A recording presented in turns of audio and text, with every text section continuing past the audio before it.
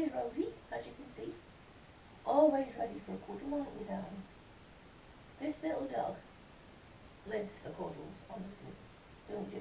You're precious, aren't you, sweetie pie? Gorgeous, aren't you? So, what we got on here? A watercolour painting that I don't particularly like, I'm currently doing. Over there on the little desktop easel, you can see a sketch pad. Oh, can you see that? Hard to tell with this new technology if you can see it or not. That's a quick watercolour sketch from my local park. And the notes that you might be able to see there, they're notes for the final section of the Artisan-Sorcerer series. The 5th novel that has taken me an age to write. Been a difficult novel to write. Not just because I keep getting interrupted by life and so on. Life does tend to get in the way of your interest, doesn't it? But because it's the final in the series, or at least the final so far, maybe I'll come back to it, but maybe not. Time will tell. Won't it, Rosie? Time will tell, won't it? Yeah, time will tell. So those are my notes for the final section of the novel. It's taken a long time because I started writing it a few years ago now, and I wasn't happy with the way it was going, so I set it to one side and came back to it quite some time later. Read it again, I thought, I don't like the way it's turning out, so I re-edited it and threw out about 25,000 words. I mean, really, that's like half a novel almost. And I just rewrote it and kept some stuff and got rid of other stuff. And I wanted more drama. And you definitely kind of get that, aren't we, Rosie? So those are my notes for what's happening. Some people, when they're writing, do acres and acres of complex notes. I can't be bothered. I've never done it that way. Most of the time the notes are just in my head. I keep a rough note of what I've written already, but what I'm going to write tends to be no more exhaustive than what you can see on the list there, just pointers, and that to me is sufficient. I've tried doing chapter by chapter notes. It doesn't work for me. I'm not saying it's wrong to do it that way, it's just what works for each writer, isn't it? There's no right or wrong way, if it works for you or it doesn't. That's all that matters. Somebody asked me why don't I do a series of videos on how to write. Oh, isn't there so much of that already? Haven't millions of people done that already? So Rosie's gone over there. She's watching me from the doorway. Okay, how to write. I'll have a go at doing a very quick how to write video. Well, there's no hard and fast rules because every so-called rule of how to write, someone else has done something completely different with great success. Get on with it. That's how you write. You get on with it. Research only what you need to research and forget the rest. Don't spend ages in planning and research. Just dive in and get on with it. Write what interests you. A lot of people say, oh, you should write what you know. That's nonsense, because every science fiction book, every fantasy book, horror book, you don't really know those situations because they're fantasy, they've been made up. You don't really know the monster. You don't really know what life in outer space is like. You've made it up. So of course you don't have werewolves. You can write about werewolves, you don't actually know one. That's just a silly example. Just get on with it. Just have fun with it. There's another rule that you hear about a lot about, write 1,000 words a day. Well, that's all very well if you've got the time and haven't got a full-time job or kids or a family that needs your attention. Then trying to write 1,000 words a day is next to impossible. And not only that, if you can't do that, you're setting yourself up to fail in more ways than one.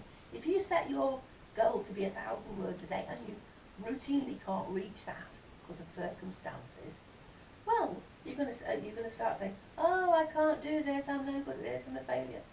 No, it's just you set your goals too high. Maybe you could write 1,000 words a week, 1,000 words a month. You know your situation, I don't.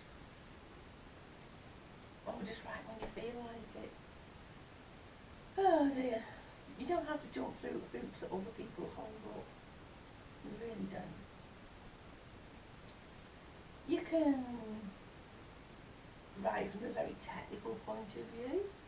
You brush up on grammar and punctuation and so on. Sentence structure, if you wish to. Then again, some free-form writers ignore most of that and do their own thing. If you're writing for a specific market, then you do have to aim your article at that magazine or that online magazine. A lot of magazines are online now, rather than in paper form. The production costs and distribution costs cripple most magazines, and so lots have just gone onto an online format, in case you don't know that already. Oh dear. If you use a search engine, you will very quickly find umpteen outlets to sell your stories to. You've got to write them before you can sell them. And just because you've written a brilliant story doesn't necessarily mean you'll get published. Not because there's anything wrong with that story, but just a particular editor wasn't keen on it. It can be just purely subjective. And also editors have to make sure that their magazine material fits their audience. It has to be sure that their audience hasn't had too similar a story within too short a time, or the audience wanders off. Or maybe the editor's in a grump that day and just doesn't happen to like your story. That can happen too. Is it at the end of the world? No. Send it somewhere else. If 100 people tell you the same thing, maybe they have a point. It's worth stopping and rereading your story and thinking, maybe I can tweak it and get it a bit better. No point being too precious about these things. There are a mass of online magazines that you can send your stories off to. Really. Hundreds, if not thousands. You can either use a search engine to find them, or there are websites that help you to find them by listing outlets, such as Submittable. That's the name of the website, Submittable. And there are a whole bunch of similar ones. Basically, you feed in the details of your story, and they'll provide a big long list of all magazines that take that kind of story. You still have to go to each magazine's website and read their guidelines and have a look at the few back issues in the magazine to make sure that you're not wasting your time and that your story has a possibility of fitting in there. But it's a lot quicker than just doing a normal search engine. Some magazines want you to pay a submission fee when you send a story in. Personally, I won't.